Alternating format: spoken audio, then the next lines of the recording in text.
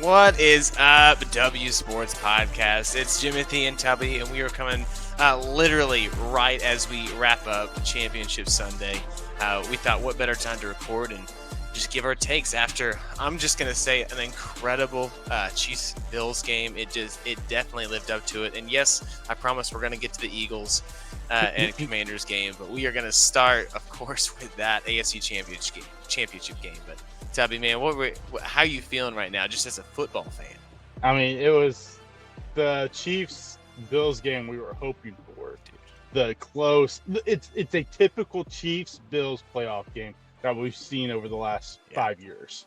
Yeah, absolutely. I mean, it was just, it had everything you wanted into it. Just some wild moments, obviously, where there were more fumbles than I thought. I think ESPN tracked, I think it was like 8 total fumbles altogether, which feels like a stretch. But obviously, the Josh Allen going over on 4th and 1, getting the first down, losing the ball, but still getting it back, huge part. Obviously, I mean, there weren't as many like those big controversial calls. I think the biggest one that people might go home and what if is obviously that 4th and inches where they didn't call it on the field, that he got the first down, Josh Allen. But I think here's a big picture. I think we've seen this was the example of what you have to do to win in the NFL at this point, because the 3 teams that ultimately look like championship teams in this weekend specifically all do one thing really well, and they control the ball by running the ball effectively. So anyway, that's just big picture take on it. Yeah, no, I feel like the Bills should have ran the ball more. I mean, James Cook had 13 carries for 85 yards, was averaging 5.9, 6.9 yards a carry. 13 carries was too little. If he's eating that many yards a carry, you got to keep feeding him the football. And that's the one downside I will say to the Bills game was that not, giving him the football more when he was running the ball really effectively. But I will give it to them. They knew what they had to do. They played super aggressive, going for it on 4th down in certain situations where you're like, do they go for it? Do they kick the field goal? They knew field goals were not going to keep them in this football game. Go for it, get the big touchdown right before halftime, and then go for it a couple times in the red zone, end up with touchdowns instead of field goals.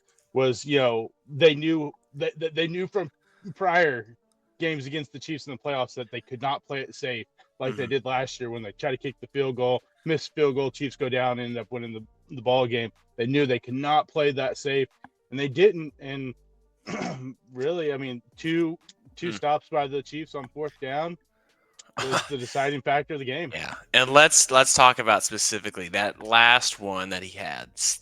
Tony Romo saying, "Hey, you can't do cover 0. You don't do it on back-to-back plays. They just did it on 3rd down. They do it on 4th down. But not only that, they do it in a way they haven't done all year. He unloads everything he's got, and he brings the corner blitz. And Josh Allen, the Superman that he is, still puts the ball in position for Dalton Kincaid to almost make a play. And now I think people were saying he dropped it. By no means is this a drop, kind of like what Mark Andrews had the week before. Kincaid is diving for the ball. Yes, according to my grandpa's rules, if it touched your hands, touched your arms, you should have caught it. But I mean, that was not the way it was drawn up, and they were just trying to make a play. Epic effort right there. I think the big thing that I see in those 4th downs, because you're right, the Bills knew that they could not play it safe. They actually had to play to cut the throat. We talked about that the last couple of weeks, and the part that gets me is I feel like they just didn't have enough wrinkles, if it will. Like we knew what it was going to be. We knew it was going to be 4th down and 1 and 3rd and 1, and I'm going to go tush push, and I'm going to go to the left. And the one wrinkle was I'm going to go over, and then we all realized, oh, you can't do that if you're not on the goal line because the play's not dead. And I think that's what you saw maybe with Andy Reid and Patrick Mahomes with the quick rollout to Pacheco. Yes, he went out of bounds, which created a little bit more drama, but he tried to get down. It was just a little too late. And then the other wrinkle was another 3rd down, and you go to Samaje Perine out of the backfield. And it's just these wrinkles were so good. And then even the James Worthy play that led to the field goal earlier was after he did the same motion, same formation, he comes across and he was just wide open. It was just good wrinkles that built off of other layers. I'm not saying the Bills didn't do this. I'm just saying that the Bills, that might be the next step in their heartbreaking journey, is to get those layers. Yeah, I mean, like you said, Spagnuolo draws up the perfect blitz play at the right time, like we see all the time from Spagnuolo in the Yeah. playoffs. We talked about this on our prediction episode. Spagnuolo is going to come up with something that you haven't seen at all this year at the right time, and it's exactly what he did on that final fourth down for the Bills. And there's one guy I want to talk about that really stood out to me this game for the defense for the Chiefs, and that was Tershawn Wharton. The dude was in the backfield all game, making plays in the backfield, especially on that last drive for the Bills. The first play, the handoff, he hits Cook in the back, or hits was it Johnson or Ray Davis in the backfield early on, put him behind the sticks, and the guy, I mean, comes from Missouri S&T. Whoever, if you didn't know, I mean, Missouri S&T Miners, Division II team, and I mean, he had 6.5 sacks this year. Was a big part of that defensive line, and he showed up in the brightest moments for the Chiefs when they needed it. Always in the backfield, hitting Josh Allen on a couple of those sneak plays, clogging that hole in the run game, and I think that he definitely deserves to be like the in that limelight for this game, because he was a big reason why that defense was able to make some of those crucial stops on fourth down, or early on in the downs, to put the Bills behind the sticks. Yeah, and the Chiefs, I mean, only had 3 plays that tackled them behind the line. It was, and it was there in the fourth quarter that it happened. And I think that's 100% right, because it looked like in the third quarter, and then early in the fourth quarter that honestly the Chiefs were just doing everything they could, and they just could not get the stops. But Steve Spagnuolo, I mean, he's like, hey, fourth quarter, less than 6 minutes is coming, and I'll be ready. And the guys will be ready. And I was nervous whenever Chris Jones had to call the timeout. I think it was the right decision. It sucked that it still resulted in a touchdown later, but that team was not lined up. And you hate to see a defensive timeout in the second half in a close game where timeouts matter, but ultimately it didn't matter. I mean, they still won the game. We talked about this on the X Factors a little bit. Travis Kelce, they game planned both games. I think he has a combined 4 catches in those 2 games for, I think, 28 yards or something like that, 27 yards. But Xavier Worthy came to play. 6 catches. Juju Smith-Schuster with 2 catches, 29, I think, and 31 yards. And it was like Patrick trusted these guys. And it's still, they don't have the big explosive guys. They just methodical. They cut you by 1,000 times. Cut you 1,000 times before you know it, and you're like, "What the heck?" Yeah, I mean, they knew the weaknesses. Whenever what was it? The corner went down. They knew, okay, we can pick on Kyer Elam, and we can pick on DeMar Hamlin, and that's exactly what they did all game when it came to passing downs outside of the few rollouts and throw to the running backs. They knew, okay, we're going to go after Kyer Elam, and we're going to go after Hamlin, and they're going to have to make plays. And they just weren't able to make those plays. Elam, I mean, on that one where he throws it to Worthy out in the flats, he's lucky. They're lucky. The Bills are lucky he didn't catch it, because probably was going to be a touchdown, because for some reason Kyer Elam's playing 12 yards off, and you have big old Taylor and Kelce in front of you blocking. There's a chance that Xavier Worthy was going to end up taking that one to the house. So I think that the Chiefs, like you said, that they came out there and they showed different wrinkles. Andy Reid is so into the game. He knows, okay, I got to pick on that guy. I got to go after that guy, because the other ones are, I can't pick on them. I got to go after these guys. And he just knows how to call the right play at the right time when it comes to the offensive side. Yeah, and the whole time I'm watching this game, obviously, I'm wearing my Dante Hall jersey right now, just the record. 82. Oh, yeah, dude.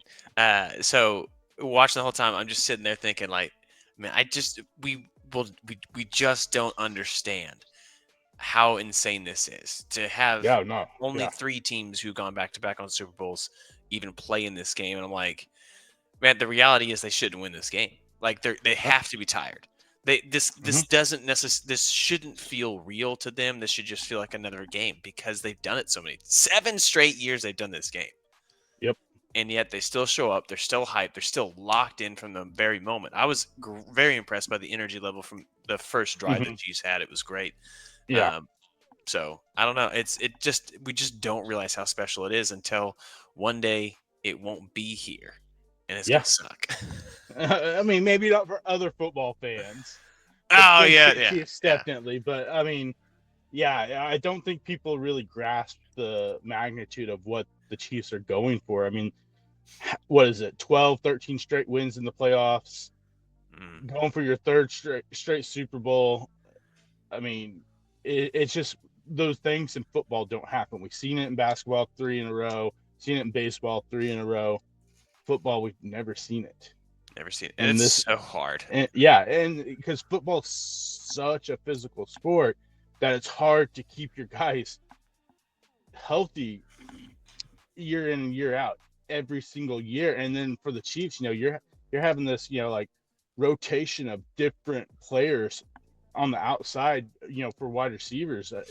It makes it even more difficult. But Andy Reid in the front office, they know the guys. Okay, that guy's going to fit in with our culture in our locker room. Not going to be a disruption, and he's going to come in and do what he needs to do. And it's one of those things that until you really sit down and think about it, you don't really grasp what this is for football. Yeah. And how many years has Andy Reid been a head coach? Do you know? I'm going to say, I mean, 24, 20? 1999 to today. So that would be 20. 99, so even further. And at 25, one point, he 26. made. Do you know how many consecutive NFC Championship games he made with the Eagles? It was either 4 or 5. It was 5. Yeah. So if you think of this dude has been coaching for 25 years now, and he has 12 years where he has taken his team to the pinnacle of their conference, right? A Super Bowl, Yeah.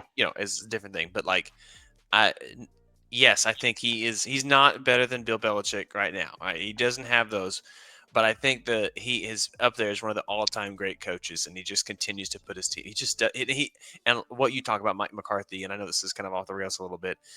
Andy Reid has evolved his game with the team Yep. and with the league itself, and that is Yep.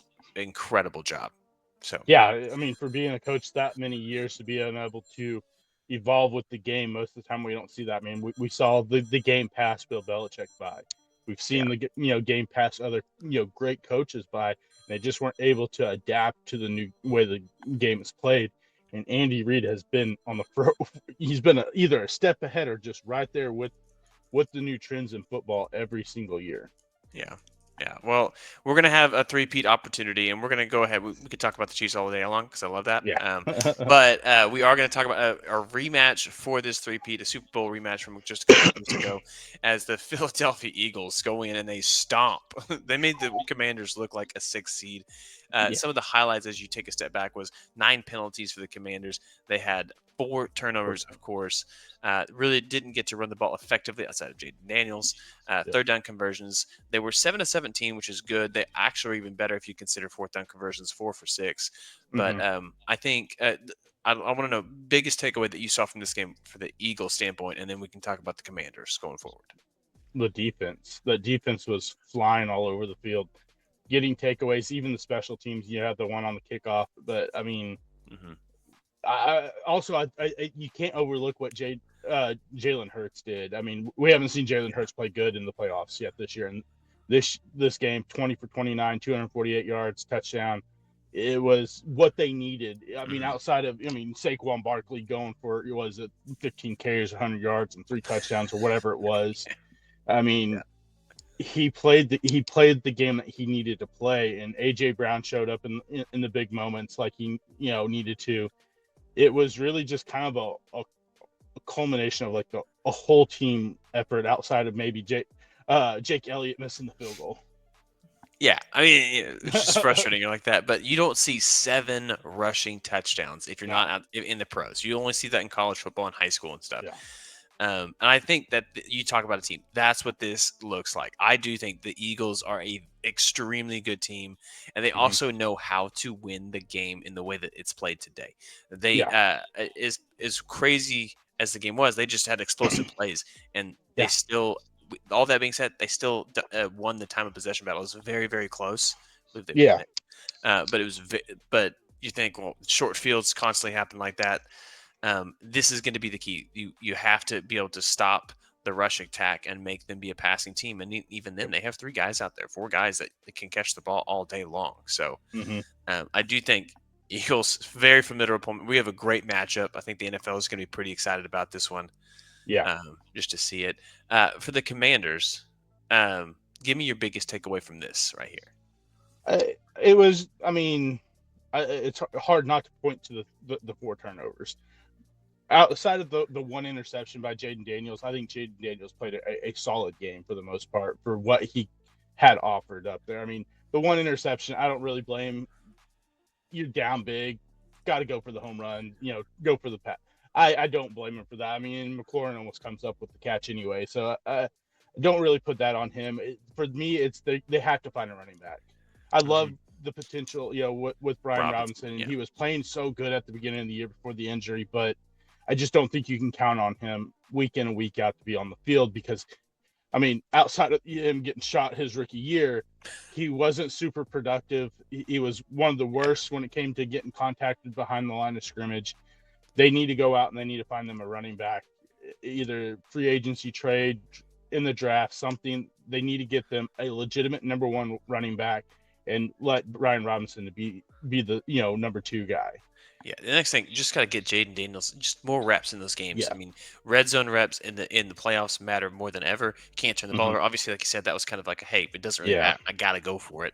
Yeah. But the teams, you can't make those mistakes. I think 9 penalties is another thing. So good building blocks. This is good. This was a good team. This was not a Super Bowl champion team. They just got hot at the right time, and had it all gone well, they could have looked like the New York Giants, right? Like from old. So, but I don't know. As you look at this game, I mean, if you have early looks into the Super Bowl matchup, who should be the favorite? I know we're going to say the Chiefs, but in reality, we just saw the Eagles put up 7 rushing touchdowns. They went 7 for 7 in the red zone, and all 7 obviously touchdowns. They turned the ball over. That defensive front has looked great. This has been a renewed team with team chemistry. Hurts also played really well. So all that said, should they be at least the favorite, or should it be even? I think it's the Chiefs should still be the favorite. Until someone can beat them, they are the best team in the NFL. No matter how bad you think that they played, 1-score games, what their record is, they find a way to win the football game. So I still believe they should be the favorite because I figure Spagnuolo is going to find a way to. I'm not going to say he's going to shut down because their run defense isn't as good as it's been in the past. They're not going to shut Saquon down, but they got to at least make Jalen Hurts beat them more. And that's what's going to be the big key to it. So I think that Spagnuolo is going to have something signed, something ready for Saquon to at least bottle him up a little bit, because you're never going to completely shut that guy down the way he's running the football right now. But I still think the Chiefs are the favorite, and I would still lean towards the Chiefs right now. Yeah, it's going to be. I think it is. It's going to be a great matchup.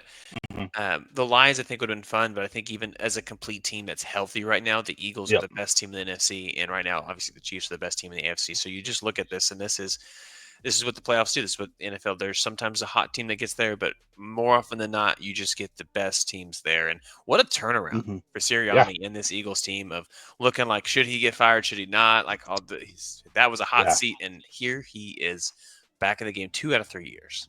Yeah, I mean, as much as people wanted to hate on Sirianni, and I was one of them at the beginning of the season, I still don't like him as a head coach. I still think that he has some issues, but you got to give props where props are due. I mean, to fight through the adversities early on, the kind of 500 football that they were playing a little bit here and there, and then the whole incident with the crowd where he's chirping at the fans and all that stuff. Yeah, you gotta give him props for turning things around and getting them where they are now. Because I think at the beginning of the year, even though I picked them to make it to the Super Bowl about week 5, I was like, well, that was a bad pick. Yeah, well, and I think the biggest reason why I'm not gonna say it's Sirianni. I'm honestly gonna say was the GM hiring or getting Saquon Barkley. And getting him out of New York, and you see what the NFL has shifted back into that control the game, right? Yeah. This game is 60 minutes, and you could try to get 18 or 12 possessions out of it, but the reality is I want 7, and I want to shrink it because I want to have the ball as long as possible, wear that team out. And so Yeah. I think the one thing about the Saquon thing and what Derrick Henry did and what Josh Jacobs did, I think teams are going to look at the running backs a little bit different going forward when it comes to free agency. Mm-hmm. We're still not going to see these massive contracts because there still is the Todd Gurley effect where everyone's like, wait, I don't know, the Ezekiel Elliott effect, sign these massive contracts and they not work out. But I think teams are going to start looking, okay, maybe I need to extend my running back instead of letting a guy like Saquon or Josh Jacobs or, Derrick Henry leave the locker room. Yeah, 100%. Yeah, 100%. Well, I don't know. We're gonna do a little bit as a breakdown, probably one episode next week before we do the full prediction episode. But Mm-hmm. stick with us, guys. It's going to be a heck of a 2-week build up to another Super Bowl, another one where the Chiefs get a chance to repeat, or the Eagles can get their second Super Bowl championship trophy, and first without a backup quarterback like Nick Foles. I mean, hey, come on now. It's about Yeah, time. So, got a two chance. great fan bases. It's going to be a lot of fun. If you Mm-hmm. haven't already, make sure you hit subscribe. We got another episode coming out this week where we do some off-season baseball conversation. You don't want to miss that one, and we'll have more this upcoming weekend. And you know what? It's that time. We're going to go ahead and talk about some pitchers and catchers and starting rotations. Just some cool stuff in the meantime when we have a little bit of breathing room when it Yeah. comes to all things NFL and even college football. So make sure you stick around with us. We're on the journey to 300 subscribers. And who knows, maybe Tubby's putting out the video this week of the winner. Yeah, we'll get a winner probably this week. Let's go. Yeah, blinking, January's over. So, Mm-hmm. yeah, we appreciate y'all. We're going to talk to y'all soon. Till then, see y'all later. See ya.